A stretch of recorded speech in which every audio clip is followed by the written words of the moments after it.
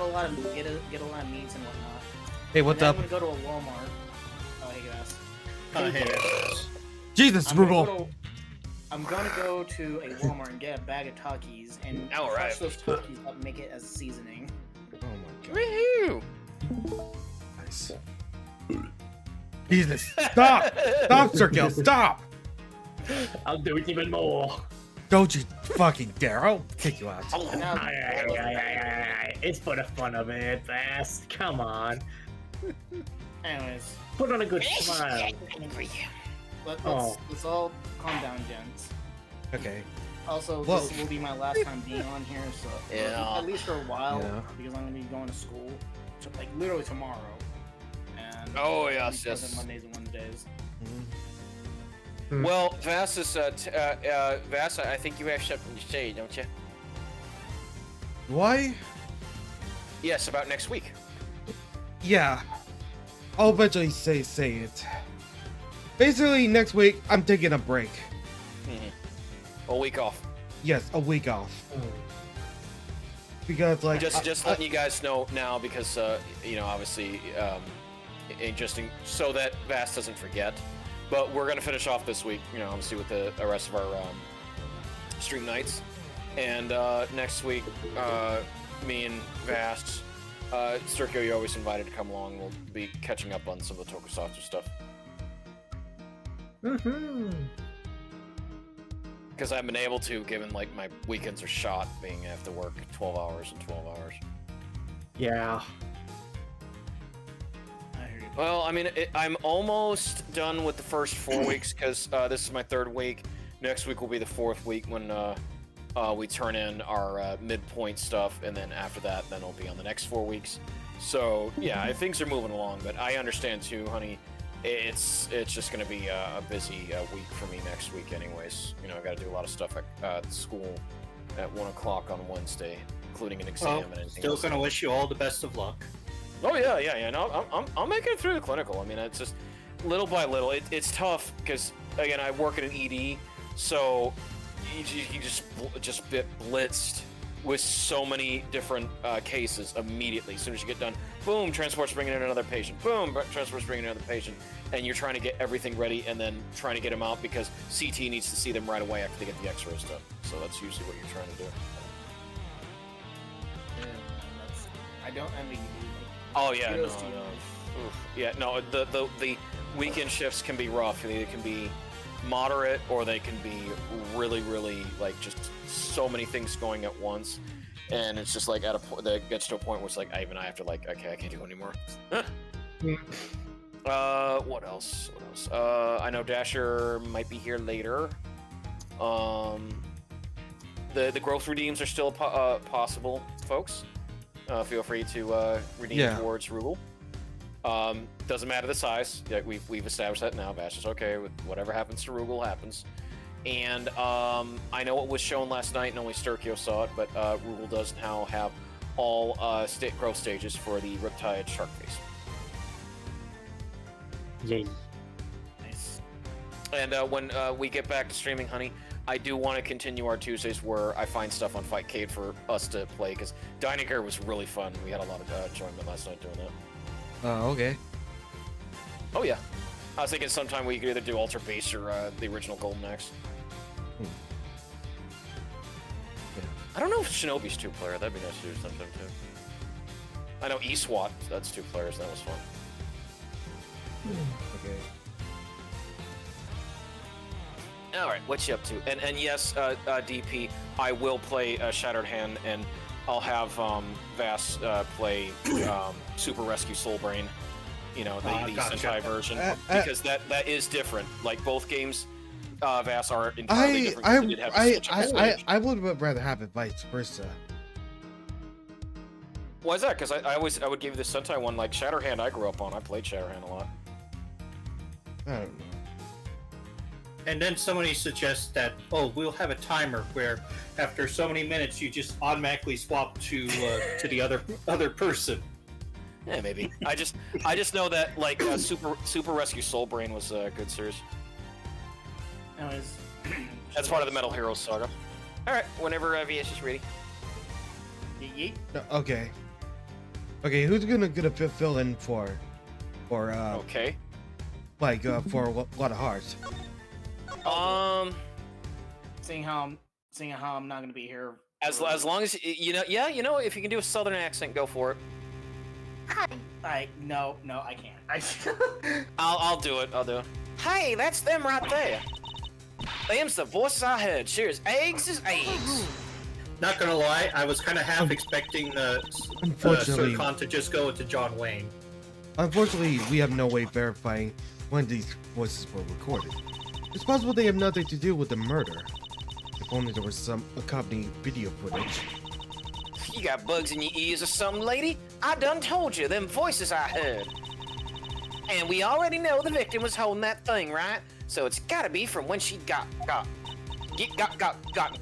Yes, it is a possibility, but if we want one without more than a word to back it up. We need something more, something credible. We need. Yet again, she seems to be stepping in help. Judge Cavell, I think we all know the voices are from the moment of the murder. Consider for a moment the words we heard one of the speakers say. I knew it was you the moment I laid eyes on you. You can't hide that burn from me. I believe we have something that could explain what these words are referring to and how it's all related. Which piece of evidence proves autopsy report? Autopsy. Remember the burn marks on her. No, the burn marks. No, it's clearly Kay's badge. Coroner's fine. No. Coronary. Okay, the picture, Vass, because it shows that this burn marks. Okay. Yeah, prominent burn mark on her. Yep, that's the one. Show it. The coroner's preliminary findings? How did he prove anything? Pretty much. Indeed, one on this page shows that the voices must be from the time of the murder. Prominent burn mark on the back of the victim's hand. Right there. Take that!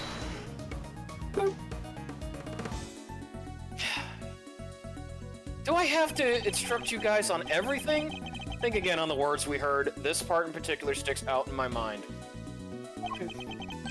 You can't hide that burn from me. The victim had a prominent burn mark on the back of her right hand. And what of it? Yeah, I can go for a steak right now. According to Kay's testimony, the victim was carrying a stuffed cow toy. And a burn mark, an identifying mark, unique to the victim, was mentioned on the recording it captured. Ah! It's just a coincidence. Stuff like that happens all the time, right? But, I'm not so sure that it does, especially not in this case.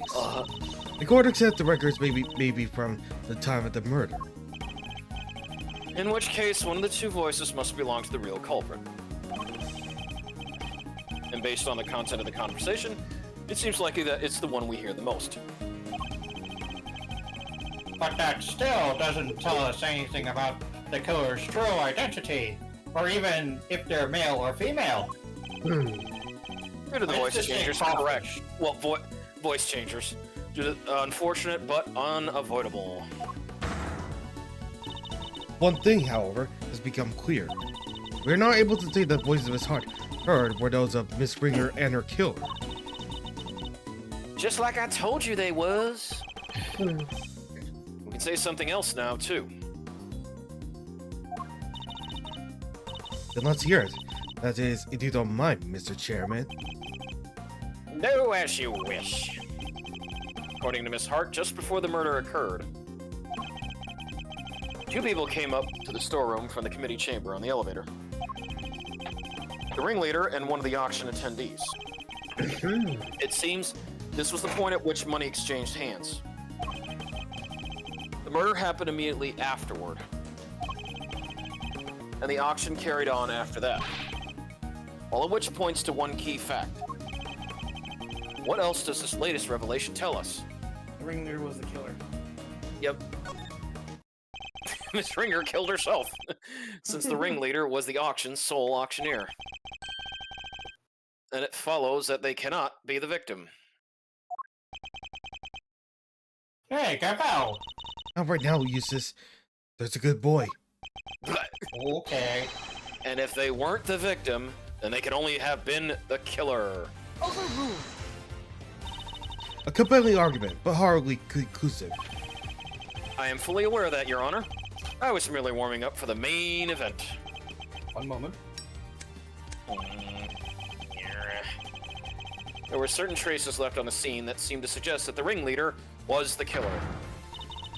Then please hurry up and show us. What is something that was placed on the scene that points to the ringleader as having been the killer? Committee yeah, the blood. The blood. Blood. Committee, Elevator blood? the committee chamber blood, because Take that! why would it be there in the first place? The killer deliberately left a large pool of blood at the foot of the Goddess of Justice statue. It was due to that blood that we originally thought the murder had happened in this chamber. But it was simply a ruse, designed to cover up the blood that had dripped down from the storeroom. In order to conceal the existence of the underground auction, correct? Correct. If the culprit had nothing to do with the auction, they would have had no reason to cover up that blood. Which further supports the theory that the ringleader and the killer were one and the same. And as to the identity of the ringleader, do you have anyone you like to name? The auction is always held in this committee chamber, with its storeroom located just overhead. So at the very least, we know the murderous ringleader has some connection to the committee. I wonder who. Yes, He-Man. And you suspect me, correct? Who else? As the committee's most powerful member, that should hardly be a surprise, right, Skeletor? You're a fine prosecutor, that much I'll give you. But as I think I may have mentioned already, you're also hopelessly naive. There goes our budget for this year. You've got nothing, dear boy. Have you no evidence whatsoever? Unless you've got something to share after all. Ugh. Do I have any evidence to show that Chairman Wiener is the murderer? We do not, unfortunately. I don't. It was Chairman Wiener himself who brought up the fact that I suspected him.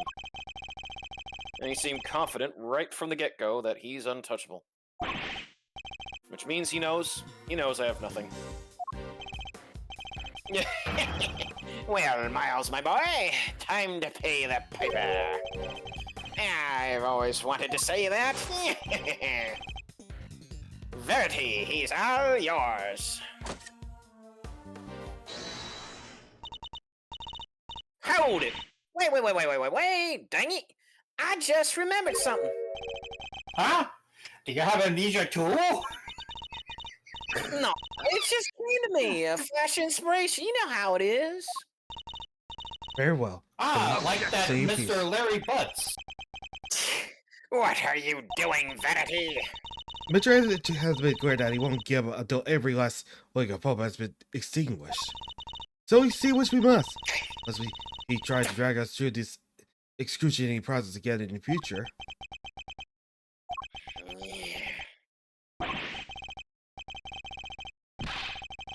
Oh, hold on. Who's posting a bunny gift? Yeah, what she said. I don't quite get it, but it sounded pretty good. Shut up, you numbskull. Work ran late, so not coming. Don't worry, Dad. I'll keep Gaval. No, wait. I'll help Gaval bring this to a winning finish. We'll show them how wrong they are. Oh my god. Fine, let's hear what the witness has to say. I swear, son, you're worse than Beastman. You heard the chairman, Miss Hart. Be so kind.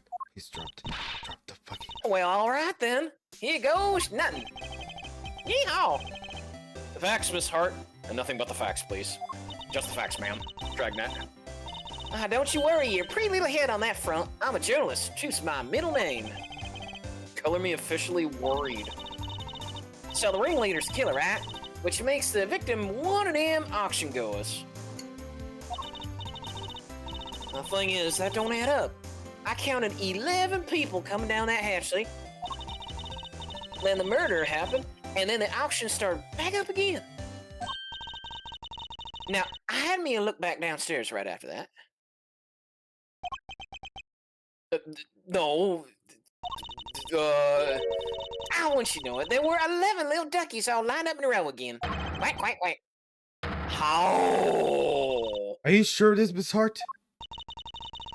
Sure as can be, you gabble shit. Some of my own two peoples. So, 11 before the murder, and 11 again right after the murder means... Wait, that's a thingy.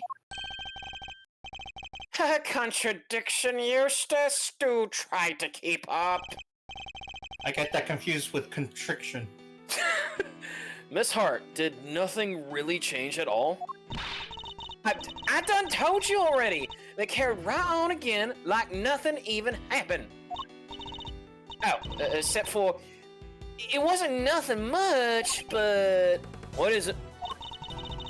That little old mallet doodad?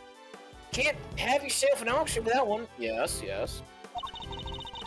Kinda like the one Missy over there's got, but different. The auctioneer's hammer? That's the bunny. Man, bunny. Manuli. Something here. I done heard that thing banging and clanging right the way through, then none. Just like that. The noise of the hammer stopped midway through. Could have been something to do with the murder. Miss Hart's statement. Miss Hart's observation about what happened during the mysterious action. Vass, can I ask something? What? Can a DP fill in since Dasher's not here doing the do sound? Do. Okay, thank you. The Pokédex thing. All right. Please. I would rather if anyone will drop that. Okay. Okay. If what Miss Hart is telling us is true, we have something of a problem. Namely, if the victor is neither the auctioneer nor one of the attendees, your entire theory cannot stand, Mr. Edgeworth. Chalk one up for justice! Eat that, Edgeworth! See, Mr. Edgeworth, there really was nothing we could do. No, there must be something we're overlooking, something we still don't have an explanation for. I just need to think. If I can't, Kay is... Alright, kids. Do we finally have all our answers now? If so, then I expect you to make good on... What is it now? One moment, sir. I heard that it might still be a little early to pass the judgment. After all, we have one more matter yet to resolve.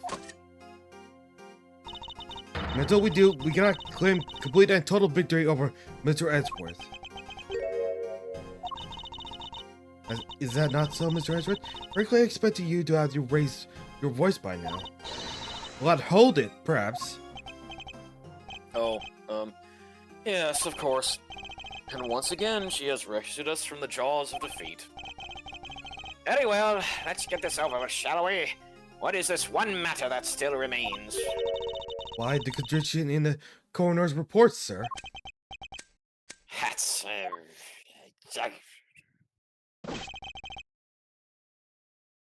Sarkon? I'm back with the witness, Your Honor. Oh boy. Sergio? Needler. What's that? What is it all about? What you call us back down here? Did somebody suddenly fall ill? I have to compress ready to shake about. Ow! Okay. Sergio? It's gonna be good. Remember, I do the quotes. Yeah. Yeah. Do it. This Do it. be good. Did somebody else drop dead? Well, they might soon wish they had. Dr. Hurst, Miss Needler, thank you for your coming on such a short notice. Let me assure you, this won't take long. What was that? Oh. Quit Sorry. trying to butter me up and cut to the chase, will ya? Of course. We summoned you here to confirm something. What is Judge Gavell up to? Dr. Hertz, this court asks you to provide the unabridged truth regarding the following. Do you stand by your preliminary findings? Can you vouch for their complete and total accuracy? Grandma doesn't make mistake, ever. That's strange. Huh? What do you mean? In the course of this trial, an error was indeed found in her report. So I ask again for the truth, Dr. Hertz. Did you alter, tamper with, or in any way falsify your findings? Oh, how for? How can you even say that? Huh. Asking me for why the heck would I want to do that? To out the true culprit, of course. As if I know anything about all that. I just know I didn't do anything of the sort. That seems doubly strange. What other explanation could there be for the discrepancy in your report? Mr. Edgeworth, I'm wondering if you might have any thoughts on the matter. It's not like you to be coy, I must say. Why does she keep taking charge and helping me? I still don't know what she's trying to do, but I'll happily take what I can get.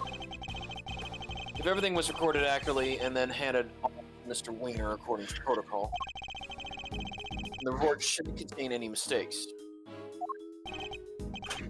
Wait, for the record, I didn't do anything to read through the report. I guess we'll see, won't we? Dr. Hertz, don't it? Perhaps we could begin with your side of the story. Donuts. Why do we even need to? This is pointless. I'll be the judge of what's pointless, thank you very much. We have patients waiting back at the hospital. Cry me a river. But Grandma, ow! I really don't have time for this. Won't you please help us? I can't stress how important this is. Grandma says she'll testify. But could you please make it quick? If we're not back soon, people will suffer. Meanwhile, Yet you had no calm about taking your time and buying cotton candy last time we saw you. We'll let you go as soon as we can, I promise. So you tell us the truth, that is. 2v1. Double trouble. The so-called mistake in the report. No, it is a mistake in Grandma's report. Not never. Turk-on. Been dealing with the dead longer than you've all been alive, Sonny Jim. Me writing something wrong is about as likely as... Ouch. No, that was Sergio. Yeah. Say, Ouch. And what the heck do you think I'd stand to gain by doctor and a foul? Don't make me lick a stunts. That's all she has to say. Nothing funky here. See, it's just as I thought. There's no chance the good doctored her findings. and you swear to by the holy goddess that this testimony is true? Of course, Grandma never told a lie, nor... Your opinions are not necessary, Nurse Needler. Your grandmother is the subject of this inquiry, not you. Necessary? That's not fair. I'm the only ally poor Grandma has. No worries, no worries. Go ahead and shout. Go ahead and shout objections left and right, but you best be prepared then, Mr. Prosecutor. Oh, I'm more than prepared. I'm ready to expose the truth behind the error in the report. I am error. Yeah, this is really funny. Okay, so there's no Alright. that. We can skip that Next one. Okay. Next one. Skip. We were in some. Press. Why would she? The victim appears to have put this raincoat on after sustaining the head injury. And yet, there was not a single drop of her blood in the chest area of the raincoat. Therefore, she must have been hit in the head before she was stabbed in the chest, making it pre-mortem. Oh, and that's... Ouch! I need you to teach me how to suck eggs, young man. I'll teach your grandmother how to suck eggs. My dang report already says that's what you just said, don't it? Objection! Never thought I'd hear that line. Meanwhile, every midday talk, hear all the patrons celebrate with a team match of table subsub. Which is the exact opposite of what I just said. Oh. Sure. Gently dictated that report to Florence here, and she wrote it all down just like I said it. We have something that happened to it after that, where nothing to do with me. You dictated it? If you could please tell me more. I diligently dictated that report to Florence, and anything after that were Press. nothing to do with me. Hold it! Cool. Just so we're on the same page, what were your conclusions regarding the body? Well, like I said, ouch. Sorry, it was Death from a good hard knock to the noggin. And can you say for certain when that knock happened, Dr. Hertz? Pre-mortem, of course. Just what happened after the poor girl died. I told Florence that she wrote it right down, so that's what it says in my dang report. That may be what you told her, but I think we're finally getting to the truth. Yep. Yep. So go back to that previous statement. Yep, and then we gotta present. Yeah, present the Autopsy report? coroner's findings. Yeah, coroner's. Objection! Yep. Figured. Dr. Hertz, I'd like you to take a look at the report for yourself. already to ouch.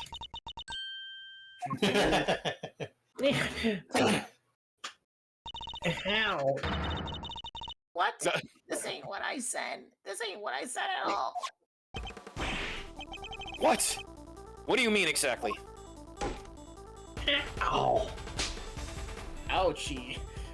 Wow. Oh, jeez. I don't know. Uh-oh. Oh, jeez. But I can't say that. Uh-oh. Not on television. This must have been the work of his dishonor, the mayor. Miss Needler, if you're attempting to bury Dr. Hertz's truth, I will gladly hear her confess it myself on behalf of the goddess of justice. Dr. Hertz seems to be telling Judge Givell something in private. What? I see. Very Dr. well. Counsel. Allow me to relay to everyone what you just have told me. I ain't knew about that. Actually, do you want to Sargon. read this part? Yeah, I'll do it. Sargon. Ain't no doubt about what I said. I dictated my findings to Florence just like I told you. I did. The fuddle-headed young thing must have wrote it down wrong or something. Wow, that was a great impression. Yes, but was it really necessary? So, in summary, there is an error in the report. And it was all because of you, Needler. Needlessly needling. The true facts have been shown to be that head injury occurred prior to the chest wound. That's a medical error right The question there. now, Miss Needler, is why did you introduce such an error? Just a minute, Faraday. You make it sound as if the poor girl did it deliberately. Oh my god. Whereas it seems to me, she just made a little mistake. Pre-mortem, post-mortem, they're practically the same word, don't you think? I would argue that pre and post would sometimes be mixed up as after and before. Doesn't matter, I'm the head of this committee. Except they mean two completely opposite things. This was deliberate. No doubt about it. She wanted to change it. Why wouldn't she? Thanks, ouch. You. Yeah, no, Sircon is Explain you. Yep. yourself, young lady. But Grandma, I... You submitted a falsified report, an act that led to Kay being accused of murder. You owe us an explanation. Lucy, you have some explaining to do. I can't tell you. Not don't want to, but can't. This is really rather unpleasant, don't you think? Yeah. Kicking up on this poor considered girl who's only looking after her grandmama? She has nothing to do with anything. She simply made one tiny mistake. So why not leave it there, eh? You'd like that, wouldn't you? Yes, I would. Because the only person her testimony would hurt is you. What on earth do you mean, my boy? Seeing as you're now a de facto ex-prosecutor, you're going to need to explain yourself better than that. I'd be happy to. I'll even spell it out for you. Meanwhile, Gumshoe's playing Nurse Playing Needler's poker role in this by crime was himself. very important because She's a cook. she is a co-conspirator. Yes, co-conspirator. Nurse Needler doctored the report in order to cover for her accomplice.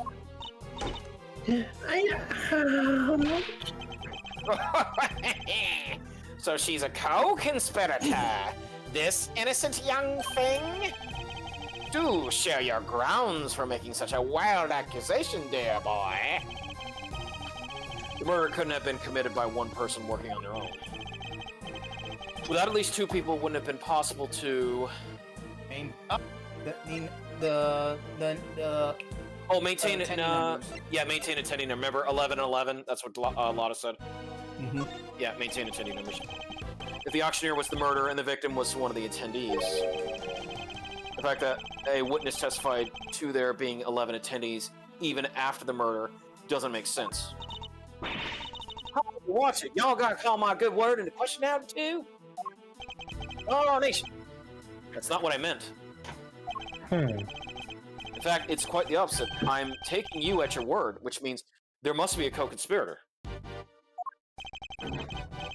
I know it's hard, my boy, but sometimes you just have to accept that you were wrong. Objection! I wasn't wrong. I just hadn't considered the possibility of the killer having an accomplice. But as soon as we do, things start to fall into place. If the killer's accomplice returned to the auction room in place of the victim, there would indeed have been 11 attendees both before and after the murder. Well, so that's your thinking, is it? It's certainly an intriguing theory. But surely the imposter would have been spotted right away. I don't imagine that Nurse Needler looks strikingly different from the victim in build and stature. With the help of the mask, she could very easily have replaced Miss Ringer without anybody noticing. Well, Nurse Needler, is that what happened? Did you take the victim's place at the auction? I wouldn't do something like that. Now tell us, the ringleader, who were they? I cannot tell you. I just can't. It hurt Grandma too. Ow. I feel like I'm bleeding out. But Grandma? Worry, Sonny. Here, come. Don't worry, you worry about me. I can take it. You just tell me everything, child. But Grandma. Oh my God. That's right. It was filled with air the entire time. So I was right, she was an accomplice. Miss Needler. Well, Miss Needler, can you explain yourself? Yes. Thank you, Grandma, but I'm alright now. I confess it. I changed places with Miss Ringer. So you meant that you were working with the ringleader? Yeah, I was helping them. I don't know how, but they found out Miss Ringer was going to attack them. Hope was going to be attacked by the victim. They seemed pretty sure it was going to happen that night, so they made a counter plan. They wanted to strike first, and they wanted me to help them. I was told to go to the storeroom before the auction began and wait here. Now, hold on right there, Missy. I didn't see nothing, and my eyes don't lie. If you'd have been there from before the auction, I would have bumped right into you. I was there the whole way through, and you weren't there for a bit of it. But I'm not lying. Well, that's easy for you to say, but you were lying about altering that report only a few minutes ago. I think we're all well aware of the number of potential hiding places in that storeroom. Are we? Where exactly are you trying to say our friend the nurse was hiding, hmm? Nurse shook her head while she was waiting in the storeroom. The box. No, I had to be closed. Yeah, closed box. She hid inside this closed box. Oh, she did she? Huh. Well, it was there the whole time, even before I mosey on in. But like I done told y'all, it had all them chains around it, like Houdini and such. Well, I'm not hiding them myself, really, but it was locked up tight, so I had to go elsewhere. I imagine that's because Nurse Miller was already lying in there by the time you arrived.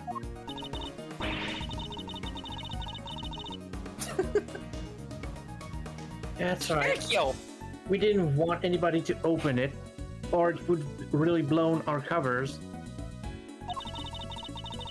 So the ringleader told me to climb in and wait until it was time for my part of the plan. And then they wrapped the whole box in chains. Prop chains. I think they took the elevator downstairs not so long after. It was just before the auction was due to start. So, as the auction was beginning, you and Miss Hart would have been the only two people in that storeroom. Yeah, I think so. The auction proceeded as it always did. Sam said, "Oh." So a certain customer came upstairs to complete her purchase. That was when the incident occurred. Miss Hart overheard the victim and the culprit exchanging words around them. You betcha! I was behind the statue here, shaking like a dang leaf the whole time. In the middle of their quarrel, Miss Ringer was killed by the auctioneer. I imagine that the auctioneer then carried Miss Ringer's body over to the closed box, which Nurse Wheeler immersed and swapped places with the victim. After placing Miss Ringer's body inside the box, Nurse Needler's role was now to pretend to be Miss Ringer. Two of them returned to the room below as if nothing had happened. Does that about sum up what happened in the storeroom, Nurse Needler? Yes, in fact, that's exactly what's happened. Hold up. So you just waltzed right back on in and nobody noticed? This is two completely different people we're talking about. You're telling me not one of the other folks down there at the auction cottoned on? Why would they? The other auction goers had no reason to notice the difference when Nurse Needler entered because she was using the victim's. She had stolen the victim's clothes. She was imitating clothes. Yeah. Oh. As we've seen, Miss Ringer and Nurse Needler are about the same build.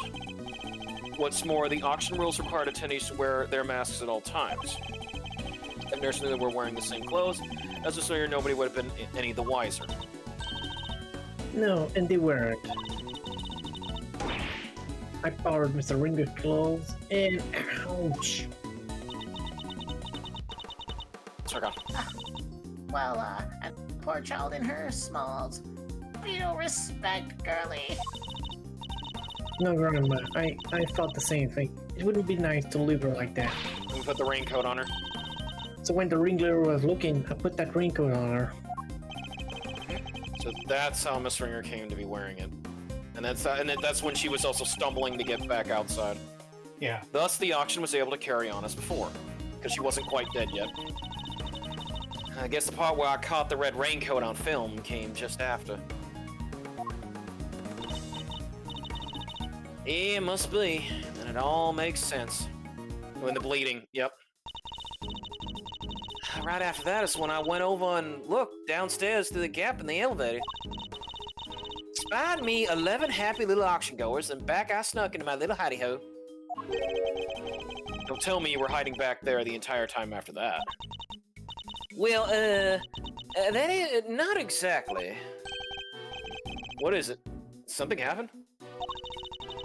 So maybe I ought to have mentioned this before, but I fell asleep for a few winks after that. Well, passed out, unconscious, you might say. What? What happened? Oh, not much. Kind of silly, really, but, there was this sudden loud noise, and it startled me just a little bit, you know? Alright, maybe more than a little, but I just witnessed a murder. Can't blame me go for getting jumpy. I guess I got my heart shook and my head faint. Before I knew it, I was out like a light. Syncope, fainting. Yeah. By the time I came to, it was the next dang day, and y'all were clanking down that ladder. I see. So you were startled by a loud noise and fell unconscious? I suppose that means you don't know what happened after that. Not per se, but, well, after the auction was over, all the masks were back on the rack. So I reckon the guests don't finish up and filed out one by one like they were supposed to. First leader, once the auction had restarted, what exactly were you doing?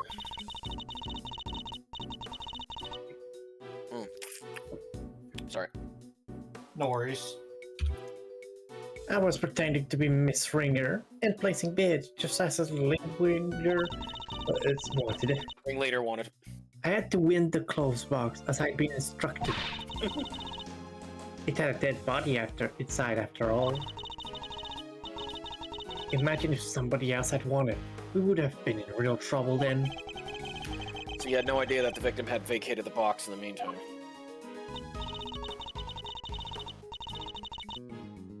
No, not until we came back. Cup so I could pay for it. That was when we noticed. Oh shit. The ringleader told me to go... Huh? Wait a second. To go look for her right away. Except I found some other girls collapsed at the floor of the ladder instead. Okay. And who better? She must have fallen from up of the roof and been knocked unconscious. I guess the victim must have left that hatch wide open, huh? That would explain it. Kay would have been so shocked by seeing Miss Ringer fall motionless right in front of her that she wouldn't have seen the open hatch and fallen right through it. Oopsies. That explains the noise that caused you to faint as well, Miss Hart. There was a sound of Kay crash landing onto the storeroom floor. Yeah, I suppose. Can't believe something like that done knocked me out for so long, though. So in summary, by the time Miss Needler found Kay, you were already sound asleep behind the statue. I think we got a good grasp on what occurred up to this point now.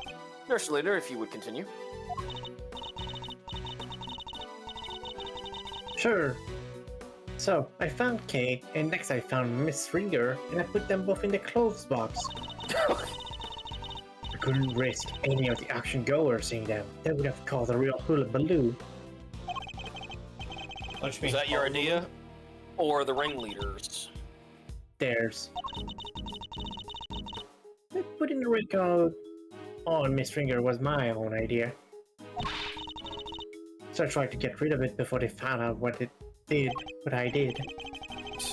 Imagine they were none too pleased when it showed up as a surprise piece of evidence in this case. And lastly,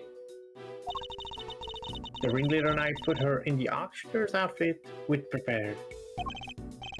Of course, which completed the deception and made everyone think she was the auctioneer. All in all, the auction finished up without anybody noticing anything, and that was that. Now that we know the extent of your crimes, Nurse Needler, if you have anything further to share, I'd advise you to do so immediately. I wish I could tell you more, but I'm sorry, that's all I know. Oh, except for one other thing. It did seem a little strange, I guess. When I was borrowing Miss Ringer's clothes, I took everything I could, but I couldn't take her hair, obviously, so... Ow! Circle. You're dang right you couldn't take her hair. What kind of medical professional are you? That's where you draw the line, so taking her clothes was okay. Our hair was totally different. The style, the length, everything. I kinda panicked. But the ringleader thought of everything, including wigs. 2 of them, in fact. There was a straight one and a wavy one. They were both stashed in the clothes box. 2 wigs. But why? Right? I wanted that too. I thought maybe they were worried she might have changed up her style.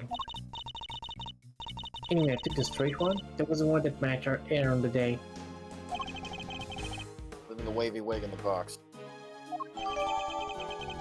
Nurse Needler's statement. Needler's description of how she swapped places with Rosie Ringer. And that's everything you know. There's nothing else you're forgetting. Oh, no, really, Grandma, that's everything. And I take it that you really have no idea who the ringleader might be? Sorry, I only know that they were in charge of the auction. I didn't see them without their mask on. And they were pretty careful to keep their identity a secret from everyone. No. I can't get something concrete on them. Well, Miles, are we about done? You've proven the nurse was part of the murder plot, but sadly for you, it doesn't change a whole lot. Because it does nothing to prove that Kay Faraday isn't the ringleader. And justice must prevail. We can't change the law, even for your sake. Are the budget? On. Is this it? Am I not going to be able to save Kay? Objection! Alright, Bash, back to it. Francisca, what are you doing here? I told you before, Miles Edgeworth. Where the kids leads, I follow. Your dedication is an inspiration to us all. But don't get the wrong idea, little brother. I'm only here to deliver truth regarding the suspect. I'm certainly not here to forgive you. Or bending the way of the prosecutor. I understand that. You should thank your former subordinate for one about to share. In his desperation to help Kay Faraday, he gave me a valuable piece of information. Detective Gumshoe did that? Prepare yourself, Yes, Miles I did. Edgeworth. For the final piece of the puzzle, Rosie Ringer's head wound was the first of the injuries she suffered, not the second.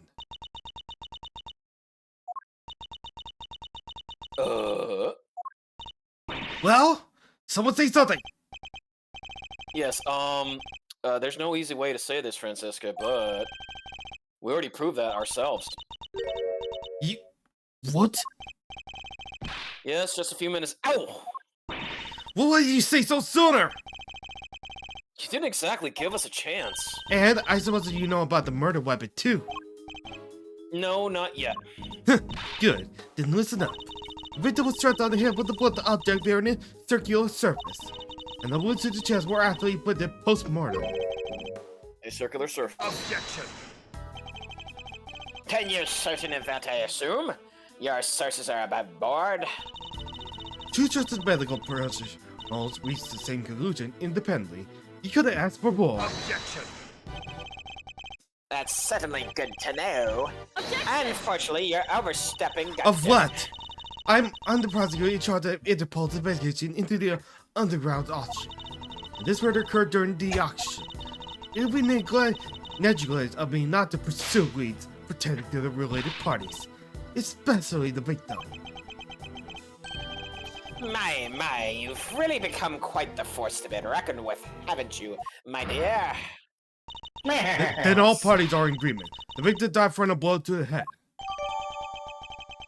Death occurred as a result of a heavy blow to the head with a circular object. Chest wounds inflicted post-mortem. Sadly, the murder weapon had yet to be identified. Based on the shape, I might have an idea or two. But guys, I didn't turn up any other weapon during my investigation. And yet one need only think about the setting and an auctioneer's tools, and the answer should be obvious. A mallet. An object with a circular surface used in an auction was obviously talking about The auctioneer. Judge Cavell's hammer. The auctioneer's hammer. No. What would an auctioneer have readily at hand? A shark. Swordfish. An auctioneer's hammer, of course. But we never found one. If the auctioneer was indeed the killer, it does seem a likely candidate for the murder weapon. But without the evidence to support your theory, there is nothing more than that. Oh, I have just the evidence you need right here. This piece of evidence strongly suggests that the auctioneer's hammer was the murder weapon. The circular. VaStar's statement. The Because she did. Yeah. Because she testified to the fact of. Wasn't She it testified to the fact that there was a mallet. No. No, wasn't it Needler's statement? A circular object ahead. No, we know that is, Pretty but sure- what's like suggests that the auctioneer's hammer was it. I'm. Oh, What about Needler's? Isn't it Hart's statement? Yeah, Where Hart's I'm pretty sure after- it's hard statement. Because didn't she say that? Let's see here. VaStar's observations about. Let's see here. Continued sale homicide cases. But the hammer could not be heard. Yeah. Sarge told us something very important about the auction after the murder occurred. She said that the very prominent sound of the auctioneer's hammer could no longer be heard. Now, why would that be? I'll tell you why. He said just been used in a murder and was covered in the victim's blood. Would need to be disposed of, isn't that right? Chairman Wiener. I'll have our people look into this right away. You really are like a dog with a bone, aren't you, dear boy? But if you can't dedicate yourself to a cause when you're young, when can you? Hmm? He seems very confident we'll never find it. Very well. A search for the murder weapon will be conducted. In the meantime, the court is in recess. Recess! Oh boy, monkey bars. I like that show, Recess. Yeah. The 2000s were a vastly superior era to than what we are living in now. Sadly it is. April 6th. Committee for Prosecutorial Excellence. Chamber. What the fuck? Who else is doing this? Silence in the courtroom, please. Miss Von Karmer, if you'd be so kind as to update to us on the progress of the search. It's not good news, I'm afraid. The entire big building has been thirst from top to bottom. And no auctioneer's hammer was found anywhere. It's bad news indeed. Then, we have no choice but to move ahead with the verdict. Ah, such a terrible shame.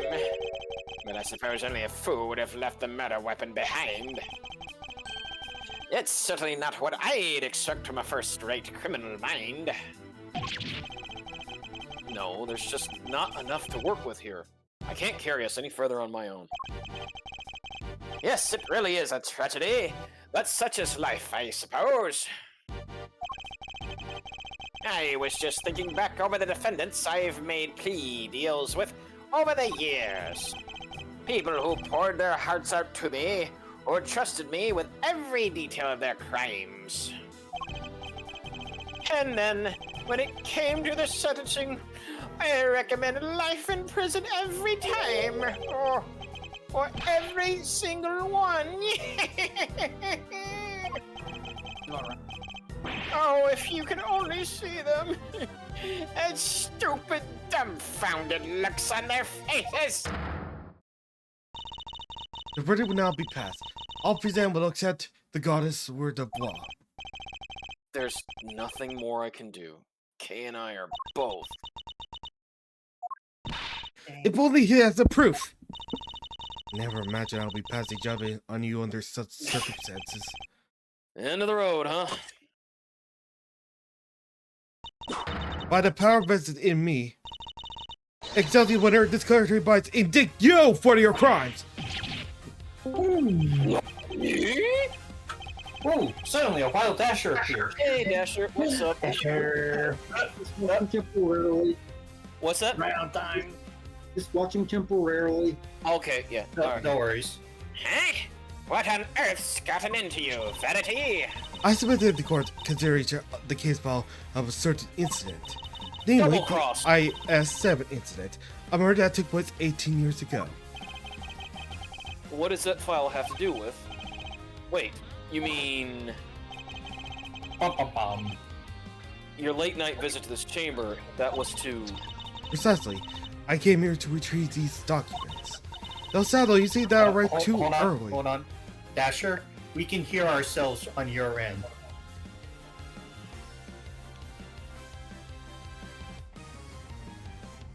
Is that okay? You came up. Dasher? Now I hear his mom. Uh-oh. Uh-oh. I don't hear anything for Dasher. I do. Well, no, our voices are coming through. Yeah. Yeah. Yeah. I think that fixed it. Okay. To catch the... Okay, hold on. Though sadly, you see that I read too early to catch the auction itself. When we spoke of the matter before, I'm glad I had to go to retrieve the files pertaining to your own case. You have to forgive me. I was rude to buy myself more time.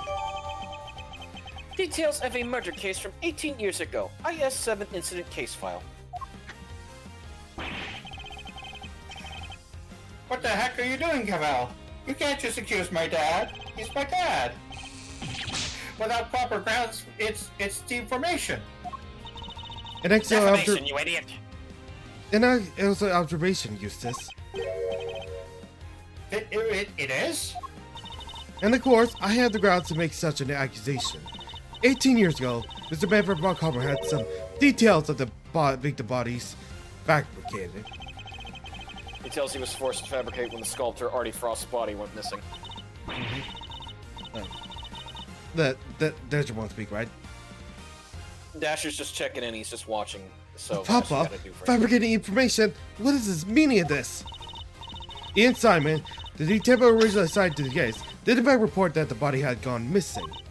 However, it seems that a certain someone wasn't very pleased with Mr. Brockhammer, and deliberately withheld the information in order to bring him down a few pegs. What? This individual refused to allow anyone to go against their wishes or challenge their powers, and they're known to go extremely in order to bring those who defy them to heel. 18 years ago, they were no different. In fact, they even ordered Dr. Hurst to create a faked autopsy report for the IS-7 incident. What, she was responsible for the fake report?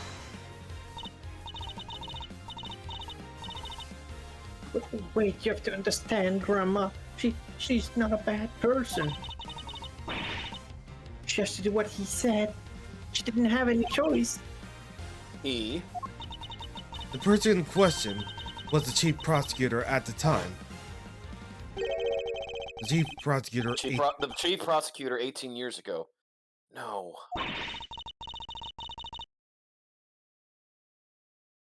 The man who gave Papa the first penalty of his career? It's Excel- only Skeletor. Excelsior winner, it was you. Objection!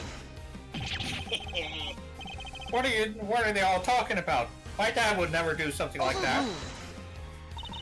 I'm sorry, Eustace, but your opinion on the matter is not needed here. Oh. Well, Chairman Winner, do you have anything to say for yourself? Oh, that nonsense with the body. That was Manfred's doing. Such a willful boy. And the fake autopsy report. Hilda, how could you? I can't believe you naughty kids would do such dishonest things behind my back.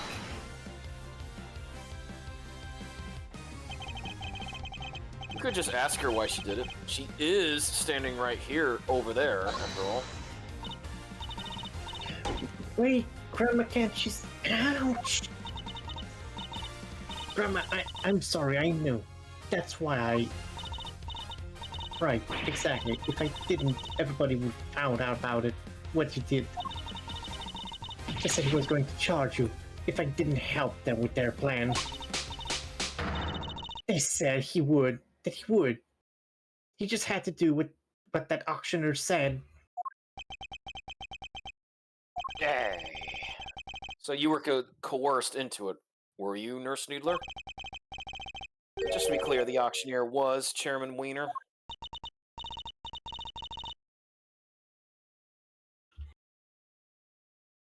Well, I'm sorry, but I honestly don't know. The person forcing me to help them was the auctioneer. And it definitely looked to be about the same bill as the chairman, but I never saw their face. well, there must be something. Any detail, no matter how small, will do. Wait! Their mask didn't cover their whole face. And the part that was covered had a tattoo on it. I remember that much for sure. Ringleader's appearance. Ringleader wore a white jacket, white gloves, a magenta flower, and a mask. Also had a tattoo of the part of their face the mask didn't cover. A tattoo. Objection. This all sounds very dramatic, but I really don't know what you're talking about. There's no tattoo anywhere on my face. I think I'd know if there was one, wouldn't you? Which means I can't be the ringleader, no matter how much you might want me to be. Yeah. I only hope you can figure it out who this shameless manipulator might be. You're cut dead for this courtroom. It's insult to the goddess. Are you sure it's not you who's feeling insulted here? I'm not the only one who has been trying to bring you to justice. Miss Ringer has been trying to. And I refuse to let her sacrifice be in vain. Young Rosie was looking to take me down, you say? But why? I barely knew her. I've always had a certain magnetic charm, but I don't remember ever catching that particular eye.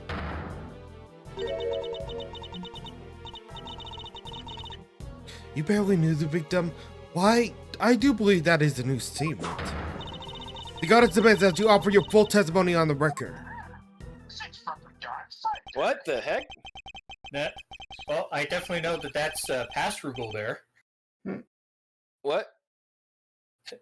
Dasher, we can hear Dasher? ourselves again. Give him a moment. Give him a moment. No worries. I have my phone in. My headphones in. It's alright. It was coming through for some reason, unless it was coming out of your speakers. Oh, that's how it's going to go. You mean to hound me until I finally break? Well, if that's the way you want to play it, fine. I'll destroy you all. I'll destroy every bit of Eternia. Every last one of you. Mr. Hashworth, please allow me to work with you on this one. Doubt we'll get another chance to put him on the stand.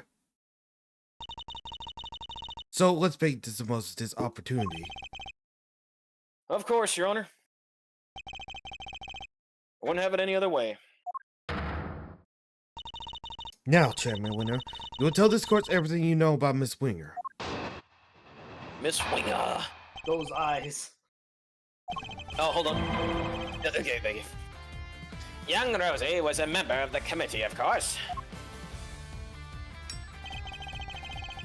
but we were never really had any personal interactions. At least none that I remember. I had no motive to murder that poor girl whatsoever. And I have absolutely no idea why she was after me. I'm the victim here. So you don't mean to accept your part in any of this?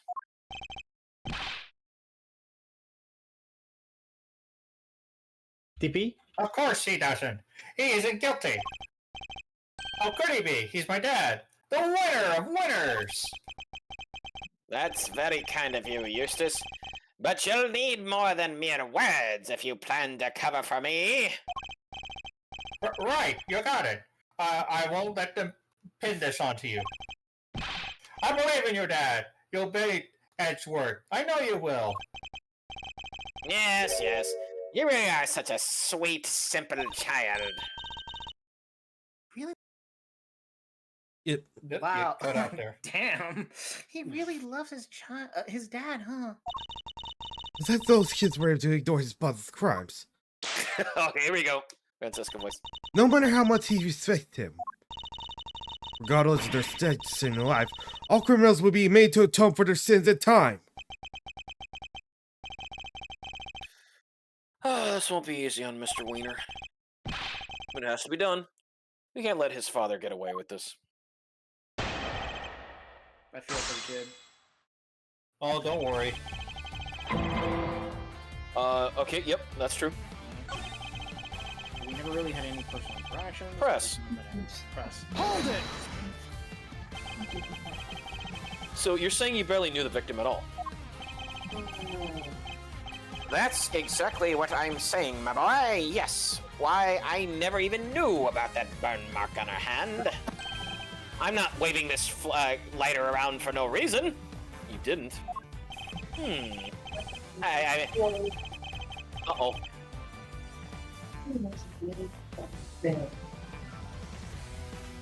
Bass? Okay, thank you.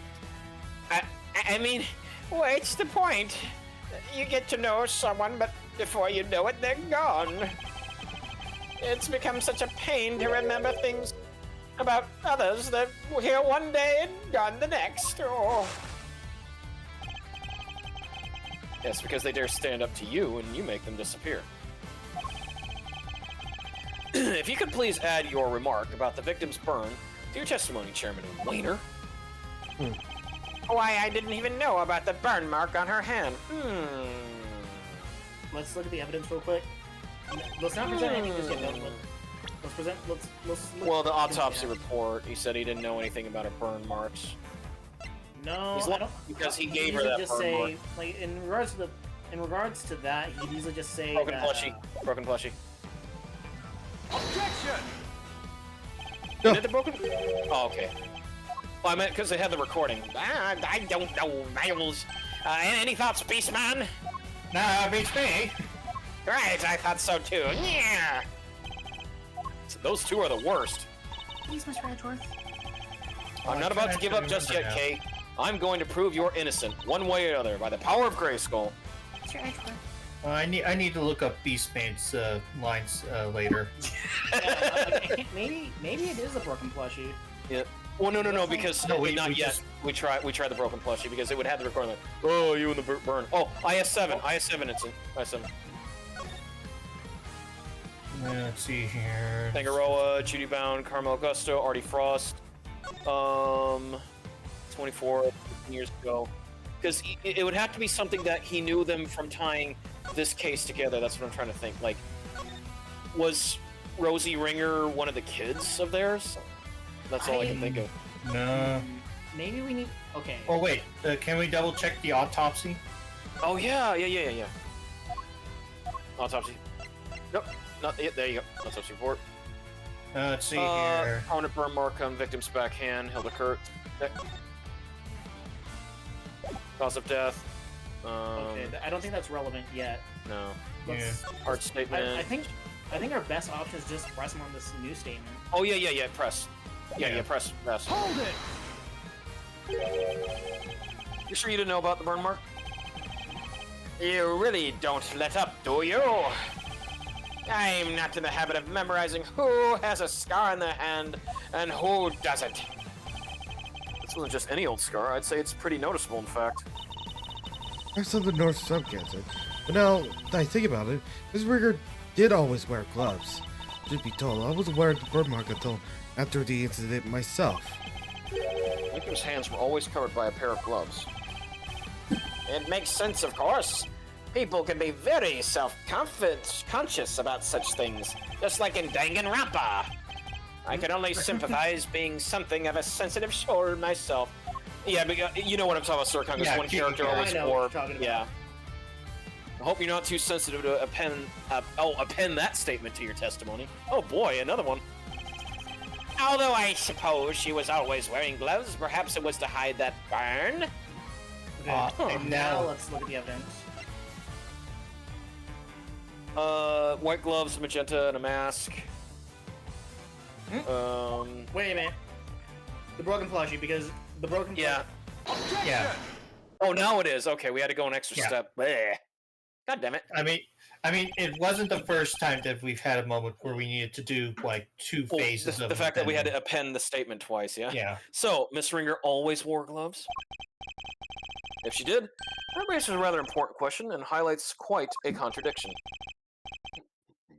A contradiction, you say? Really? If we listen again to the conversation that was captured by the stuffed cow, you'll soon see what I mean.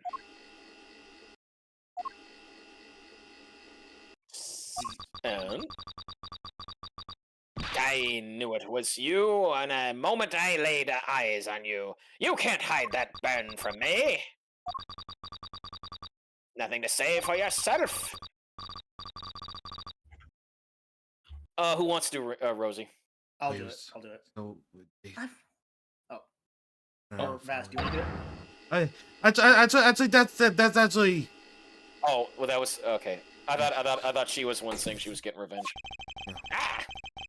We can really be certain that what we just heard is the moment the victim was attacked.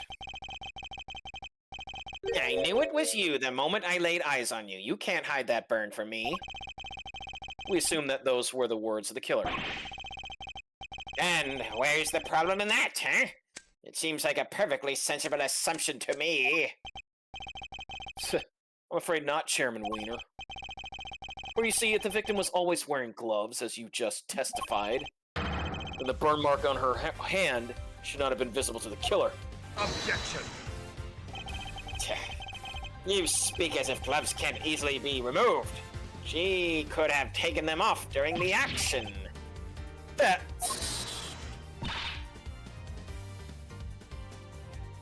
But she hadn't.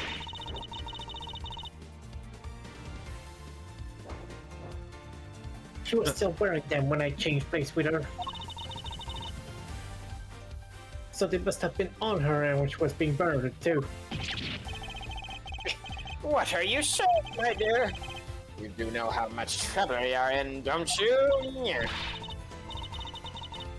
I'm not scared of you anymore. I have Grandma on my side now. Turgon. Time for you to pay the piper, Wiener! You dang devil! I see, so you're both looking to disappear too. That can be arranged. Not this time, Excelsius Wiener. The only person disappearing will be you. Hey, you can't talk to my dad like that. Who cares if the burn was covered up? Why does that even matter? Objection! Oh, it matters. Because it turns out our understanding of the burn mark on its head. What do you mean? What can the fact be that the victim's burn mark was covered up possibly tell us? The murderer had a burn mark too. The murderer had a burn mark too. He knows. Think about it like this, Mr. Wiener. The victim was wearing gloves, therefore the burn mark on her hand would not have been visible. In which case, whose burn mark was it that was being referenced in the recording? Somebody who, wasn't the victim? Precisely. Which can only mean that the culprit had a prominent burn mark too. Or to put it another way, I knew it was you the moment I laid eyes on you. You can't hide that burn from me. Yeah. Those words were spoken not by the murderer, but by the victim. Oh, whoops. No way! Objection. Oh, we fumbled our lines. Yeah. Very. Eustace, my boy, would you mind stepping aside for a sec? Look, Miles, it's nice to see you having fun with your little flights of fancy, but let's get serious. So the murderer had a burn mark now. Really? Where? Your little theory will either take flight or die, depending on your answer here, I'm afraid. He's not messing around. I have to figure out where that burn mark was and fast. Oh. What? I wonder where it could have been. All the auction people were wearing disguises, right? Yes, and each disguise was different. Yet, in spite of that, the burn mark was visible to the victim somehow, which means... Well, shall we? Enlighten us, why don't you? Where was the murder's burn mark? I assume you have some evidence?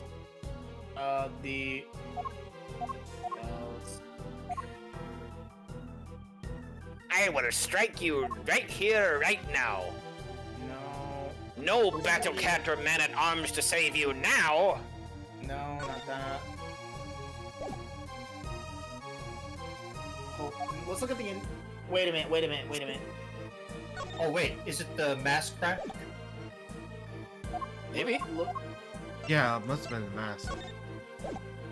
Ringleader... It has. Maybe.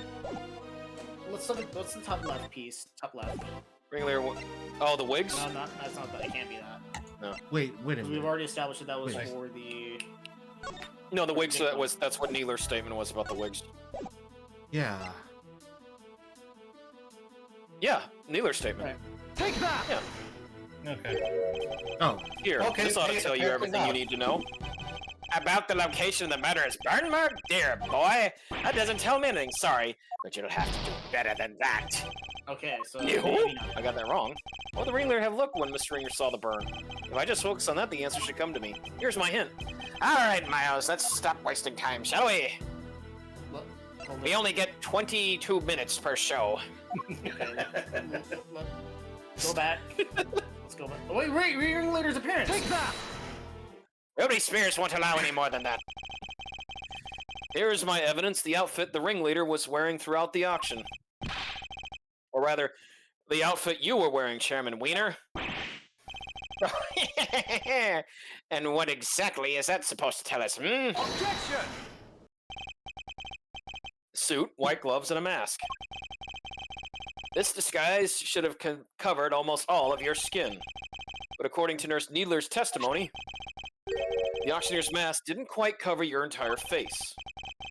There. And not only that, she claims to have seen a tattoo on the part that was exposed. But was it a tattoo? Or did she simply mistake a burn mark for one? Yeah, a burn mark on the face. Objection! Sorry to interrupt while you're so clearly enjoying yourself, dear boy. But I regret to inform you that none of the committee members has such a burn. Myself included, of course. But Dad, Eustace, do you think you can be quiet, please? You can be foolish on your own time later with Beastman. Well, you may be an annoyance most of the time, Mr. Wiener. But on this particular occasion, I'm grateful for your presence. A reaction that from you, his son, is going to indicate the truth as I could have hoped for. And it gives me a much-needed confidence boost concerning about another theory of mine. I have the power! Namely, who that one unexplained item belongs to. Mr. Wiener.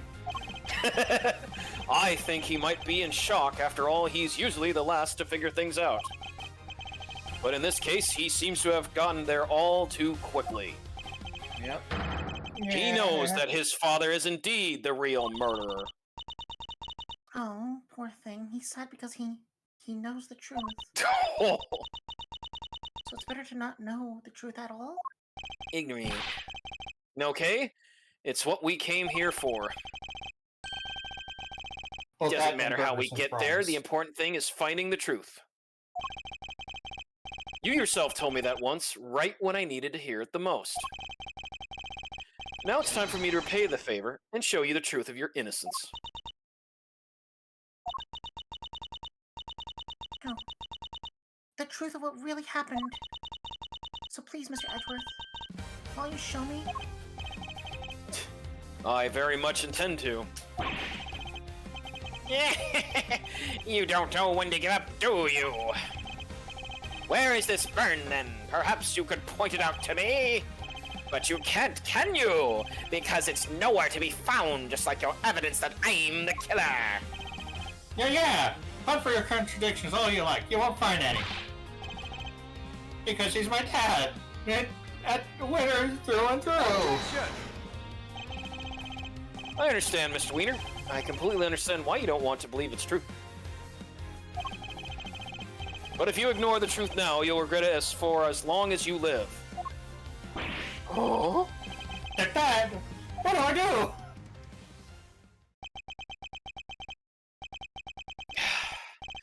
I just don't understand it. How could I have raised such an utter buffoon? If only I had Evelyn as my daughter. If you really wish to help your father, Eustace, you can try thinking on your own for once in your life, you useless nitwit! But I try all the time, Dad. All I do is try. I went to school you wanted me to go to. I aced every test. Look at my jacket. They only give these to the valedictorian. I did everything you told me. I worked like crazy. And graduated top of my class. I tried to be like you and win as many trophies as I could. Objection! And there goes Lou Schneider's budget for the year, too. You really are just a simpering simpleton, aren't you? Those tests you aced, I had the school give you perfect scores on all of them. Those debate and speech competitions you won, the judges were all friends of mine. If you never even realized that much, there's no hope for you. I'm afraid none at all. Yeah. Yowza. You're no son of mine. Even you must see that.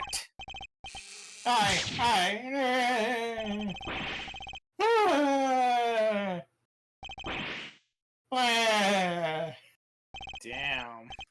Gold Skeletor wins again. Oh, Don't worry, this will be important Don. later. Oh, my own son.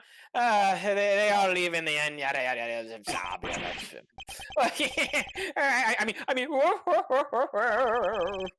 Even when I was trying, he was failing, and he did it all for me. And then he should have tried harder.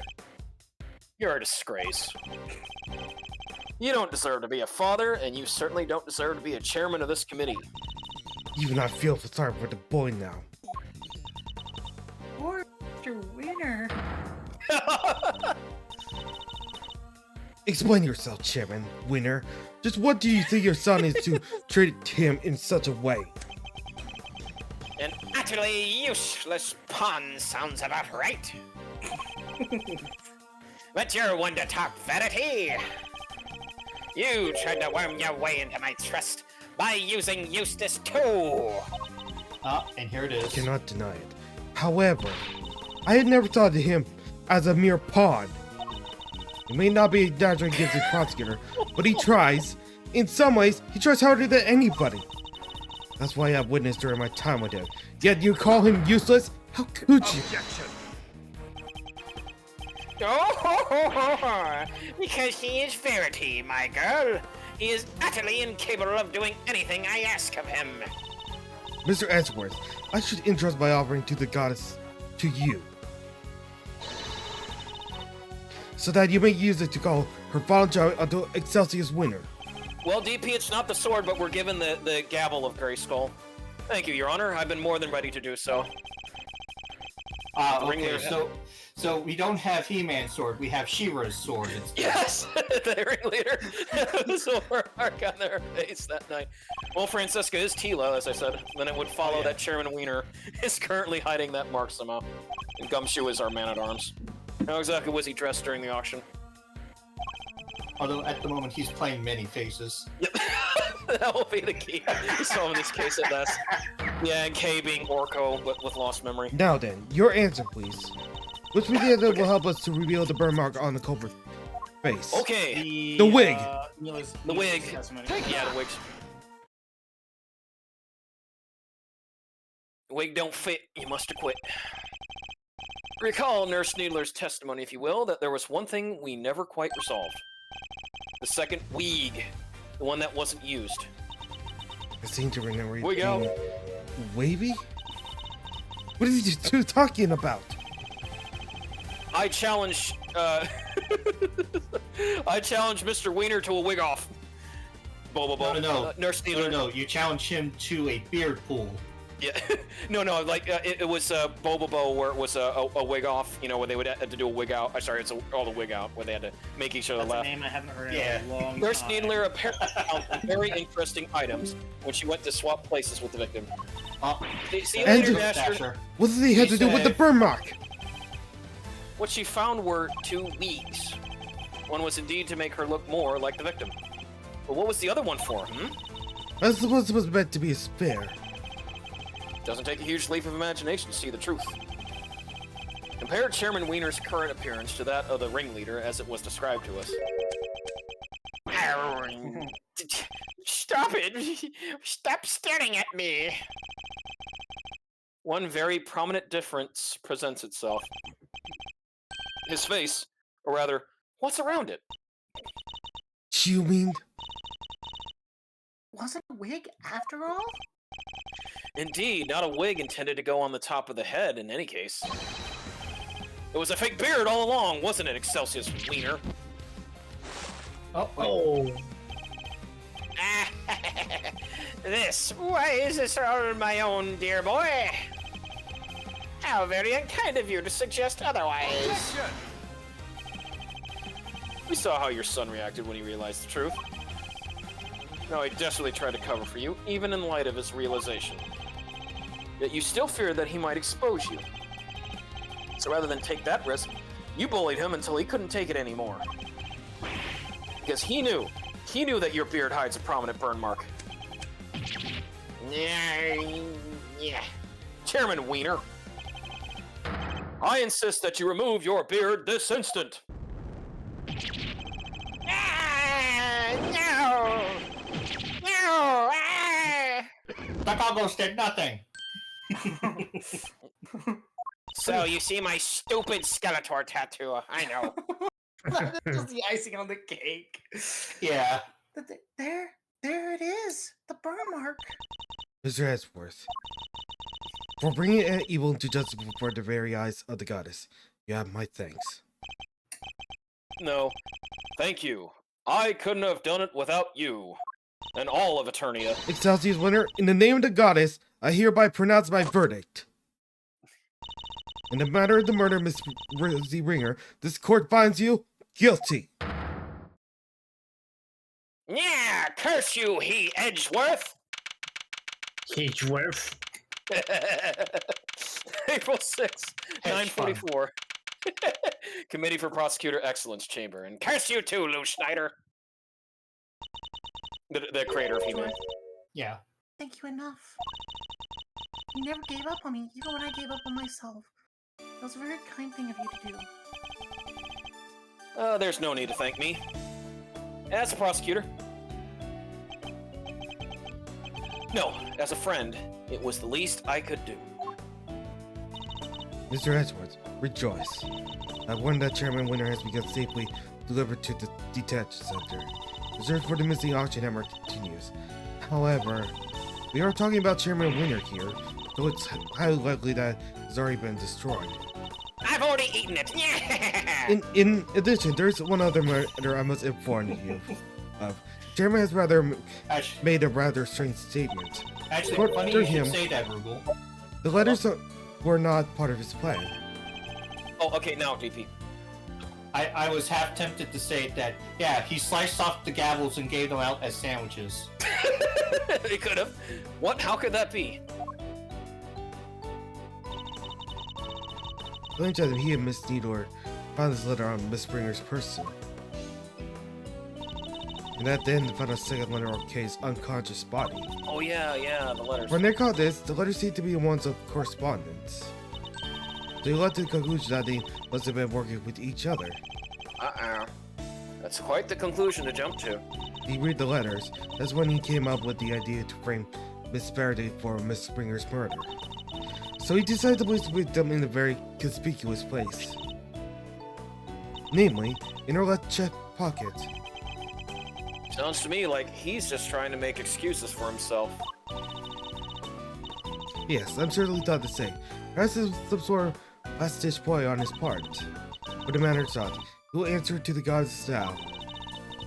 Another hero's scrutiny, such strategies cannot hope to succeed. He will not escape justice. And with that, one of the duties with which I have been entrusted with is complete as last.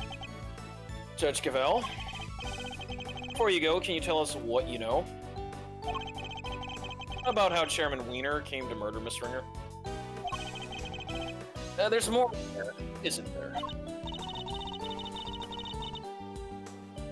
Yes, and I suppose you have earned the right for the whole truth. Oh, have I? Miss Ringer once had a lover, a press photographer, who was investigating the underground auctions as a freelance journalist. Before he could uncover the truth behind the auctions, he was disappeared. Disappeared. Oh hey, if you look at it just like it looks like Mickey Mouse. All Miss Springer was left with were the memories and personal effects of her lover. And so, seeking revenge on Chairman Wiener, she made her appearance at the auction. And unfortunately for her, her opponent struck first. I see. So that's the story behind the case. While the goddess does not condone acts of wanton vengeance, Miss Springer's actions have exposed Chairman Wiener's crimes at last. So that was your real goal. You were tasked with exposing Celsius Wiener and the corruption at the heart of the committee. You double agent, you. You know what happened to Mr. Winner? Wiener. I'm afraid I'm able to get in touch with him. Oh, poor thing. Do you have any idea why? Probably because I wasn't there for him just now when he needed me the most. Oh, Yep. Oh, I really feel bad for him.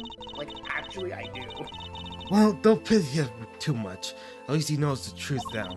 No matter how hard it might be, he'll need to learn to accept it. If he can't, he'll never be able to move on with his life. D16 did? Yeah. Trust me. Father's influence isn't easily erased. And boy howdy. But in time, he can hopefully try and change his ways. You've got me. Can I change too, I wonder? Can I move on with my life? I need a steak. Are you okay, Kay? How's that head feeling? Okay. I'm hungry. And I'm fine, thank you.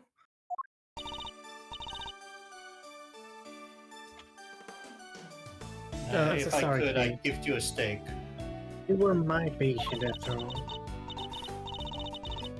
I had a responsibility to you, and instead I let them accuse you of ouch. Took on. We ain't just in the business of fixing bodies. This ain't the mines where it all begins. I have some leftover tuna tetrazzini from tonight's Zircon that you can have. I'll take that. Okay. You're alright, Grandma. Speaking of which, how's your memory?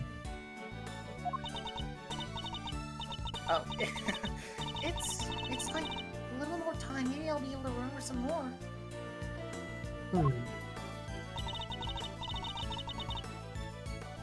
Please forgive me, but I had better be on my way. I aim to preside over the trial of B.B. Lagarde in a bit. The Bronco Knight case, huh? Who's the defense attorney? It was supposed to be Miss Springer, but as she is no longer with us, we are still in the process of finding her replacement. Springer was scheduled to represent Warden Lagarde. And of course, until we find uses, there's nobody to act for the prosecution either. In any case, I must take my leave. Mr. Edge, What? what's going on? Oh, The you're kind of check- cutting in check- and out against that. Yeah. With this chairman under arrest, the committee's activities have been suspended for the time being. So to answer your question, it's complicated. It's all up to the goddess now.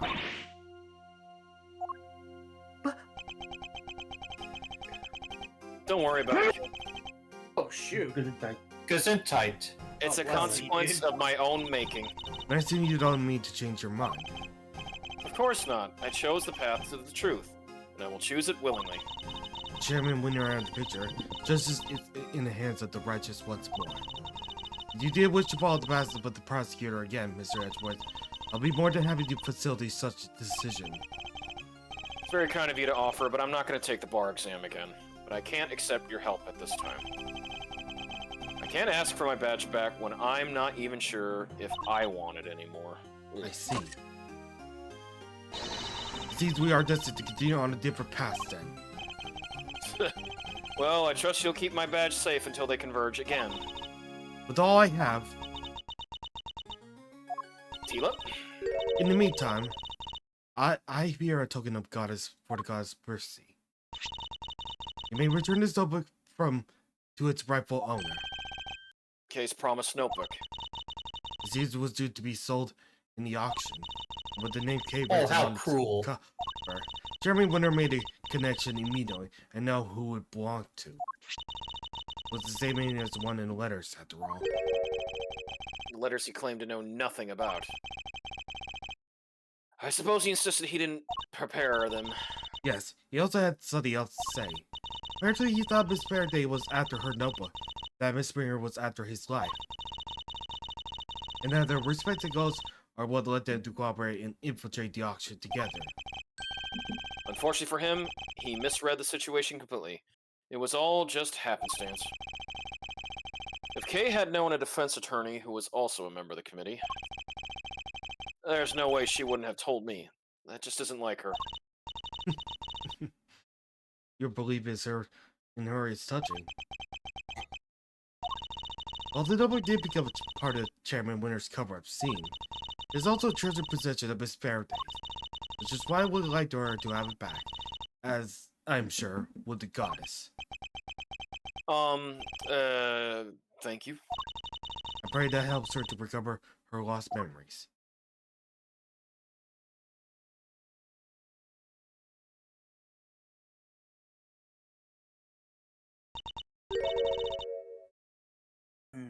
Is everything right?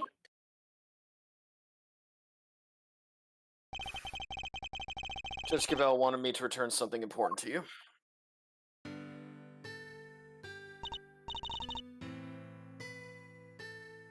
Isn't that? Always greet people with a smile, even people you don't know. Never cry in front of strangers. Daddy, I wrote them all down, Daddy. Yeah, I'm gonna keep all my promises, and be a real hero when I grow up, just like you. Oh, wait. I forgot to write them down. The most important promise of all. Promise number 5. Always try your hardest to learn about things you don't understand. I just remember just how you said it, and I will never forget it.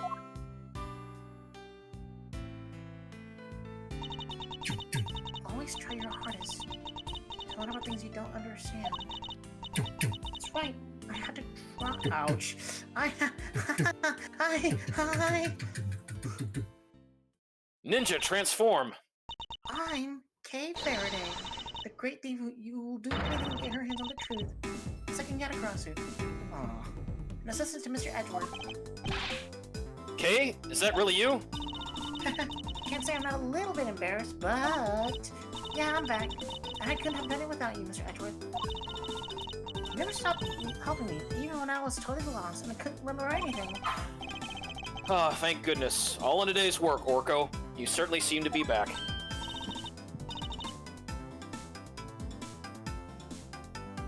Snurkill. Jay, so this is the real you, huh? Welcome back, then. It's so good to know you're better. I can sleep easy now.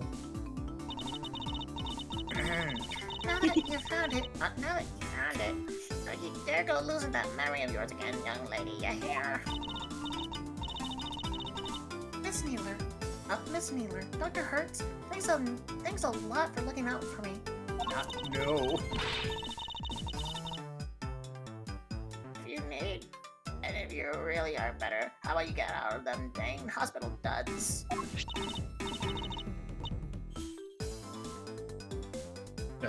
Forgive? Oh yeah, I watch all of your clothes for you. Here.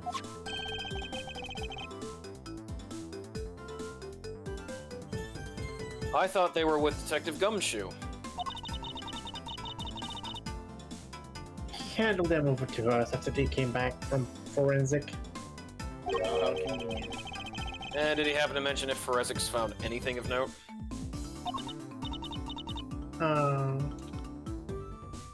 I didn't ask.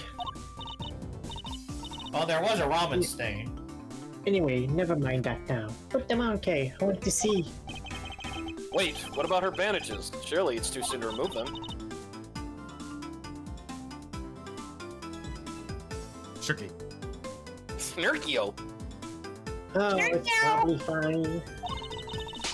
She may have taken a big old bump on the head, but she wasn't really hurt otherwise. But then why all the bandages in the first place? Prevention is better than cure. A stitch in time saves 9. Those are just a few of my mottos. Oh, you idiots. That would sound like painfully annoying practices for your patients. Then it's even better that she stayed with Edgeworth during the entirety of this case. Okay, Kay. Transformation time. KK Slider. Talk about. Fits out like a stone glove. That smile suits you better too. That's what we did. To you, too, Miss Von Karma. I'm so glad you showed up when you did. I simply give when Scruffy asked me to. I'm sure he'll be very happy to see you're back at your old self too. Where is he? Who knows? That's the will of his devotion ran dry in search of someone threw away his badge. Detective Gumshoe? Anyway, I think you're telling, and I'll be taking those two with me. You're under arrest. Oh, wait. Wait, what's gonna happen to them? I think he's accomplice in the murder and forging an autopsy report 18 years ago. The crimes cannot be allowed to go unpunished. But the fact that Elsie is with her coerced them into cooperate will, of course, be taken into account. No good plea deals. Don't you worry about us, King. As long as Grandma and me are together, we'll be alright. Take care, Cape Verde, until we meet again. So, okay. I know you just got your memory back, but I need to ask you some questions. Sure. Okay. What happened the day you lost your memory? What were you doing? See, somebody asked me to meet them at the Gourd Lake, but I didn't know who it was. So there I was, just looking up at the moon, thinking Samurai about dogs. mistake. Somebody in a red coat just started walking toward me, and then, well, they must have drugged me somehow, because that's when I fell unconscious. What? I'm not sure I follow. He was at Gourd Lake looking up at the moon. Anyway, when I came to, well, I was on the roof of this building. I was in a daze, stumbling around up there, and when I saw the person Fuck, that's morbid. I saw the person in the red raincoat again, but they were lying on the ground. And I was so surprised, I stumbled backwards. And then I was falling, and everything went dark. And then you woke up in a classroom. When I came to the second time, I couldn't remember anything. The person in the red raincoat, Who in the world were they? I'm sure they were walking in midair. Thinking about it is making my head hurt. Just breathe, Kay. You only got your memory back. You're still confused. I imagine the root cause of your confusion is... The memory of two different locations, right? Yeah, the memory. Yeah. I imagine things are all mixed up in your mind because you were at Gourd Lake 1 minute and then at the top of the big building the next minute. Because you saw the moon in both locations, your mind blended your memories of the two together. Huh? But those are totally two totally different places. I was pretty out of it, but I don't think I could have gotten them confused. Really? I believe these things on the rope may have made you more likely to become confused. The stand. Cotton candy. Yes. There are two key similarities between the scene down there by the Gourd Lake and here on top of the big building. Gary Block. Oh, wait, you're right. Damn, I am really hungry. Those similarities are what caused your memories of both places to overlap. Allow me to show you this Taki steak from Golgi. The person in the red raincoat wasn't walking in midair. They were walking towards you from across the park. But in your blurry memories, that same sight played out over the viewing platform instead. Wait. No way, Jose. Who steals a great thief's memory, huh? That's just cheating. Oh wait, I know who. It was I, Mentok, the Mind Taker. Even still, this doesn't answer the question of who attacked Kay in the park. Was it the person in the red raincoat she saw? Do you hear that? It sounds like a storm. It's a test of the emergency broadcast system. Come on, let's go take a look-see. Yeah, hooey! I smell another scoop in the oven. You're still here? Of course, she didn't get any lines. Well, that's a humdinger. April 6th, 9:53 a.m., 51st floor. Storeroom.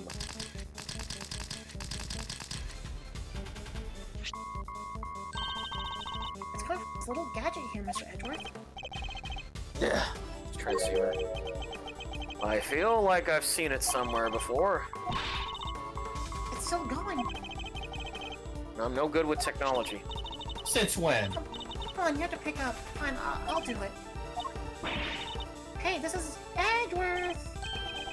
Jay, if you could refrain from answering strange calls for me. Okay, Sir Gil?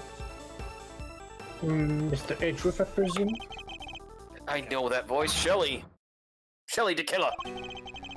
Oh, wow. I didn't recognize you without your knob eye. The congratulations on the case solved. And I can't truly say it's been fully solved. Can you? Sacre bleu. Would you please be kind? I'm sure you've noticed by now that there was a mastermind at work orchestrating the entire incident. How do you even know about this case? That's not what's important right now.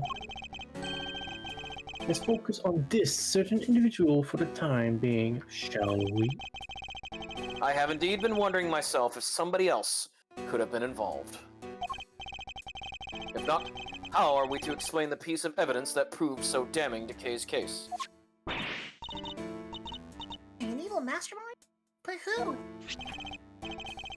Oh, indeed. Oh. Perhaps you could share your thoughts. Oh, what is the evidence in question that points to somebody else's involvement? It's the letter. Yeah. Victim. Yeah, it has to be Yeah, the letter. Yeah. This right here proves that somebody else is behind all this. I'm sorry, I don't get it. Whoops. That No, wasn't it it. wasn't. There was one clearly suspicious piece of evidence. What was it? Oh, is it the Yeah, it ninja has to mask? be the victim's Well, letter. Mr. Didn't ask. Nope. It's Oh, right here, okay. touch it. Mon Dieu! A mask? Whoops. Accuse! So, no. You could accuse, but I'll sue. Let's look at the take evidence. a sub. Victim's letter. Victim's letter. It has Victim's to be the letter. victim's letter because why would they make that? The letter K supposedly wrote to the victim. Yeah, I don't remember ever writing that. So who did? Who could prepare such a thing? I know I'm not the only one who would like to know. And how do we know it wasn't you? Now, why would I do a thing like that?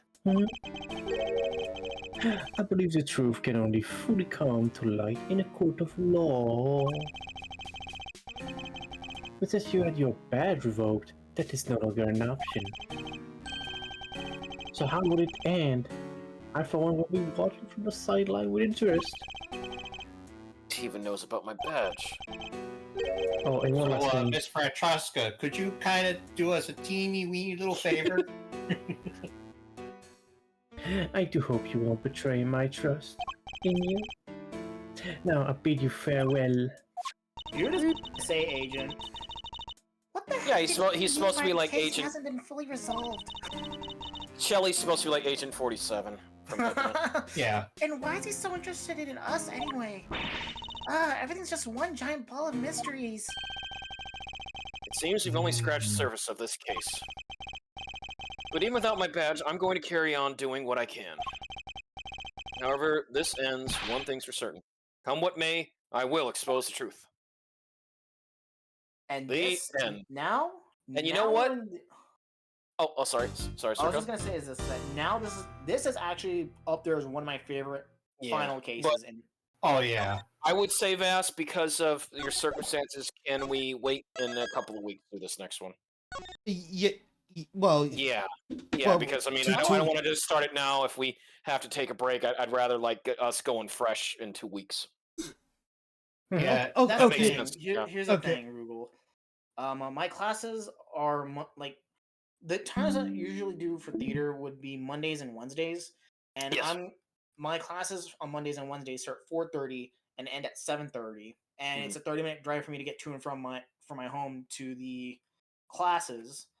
So you would have to wait a really long time, unfortunately. Yeah. Yeah, I because think- you're on a different time. You're on a different time zone than us. So yeah, I would rather you gentlemen just enjoy the case. Like, Yeah. I already know how the story ends. Me and DP already. Oh know. yeah, I know. Oh, It's just yeah. that because Vass wants to take a break next week, I just don't want us to have to get started when we could have time to just like Vass could make a like just have everything ready so we know what to do. It just more is like we got less than an hour and I just don't want to I hear you. All right.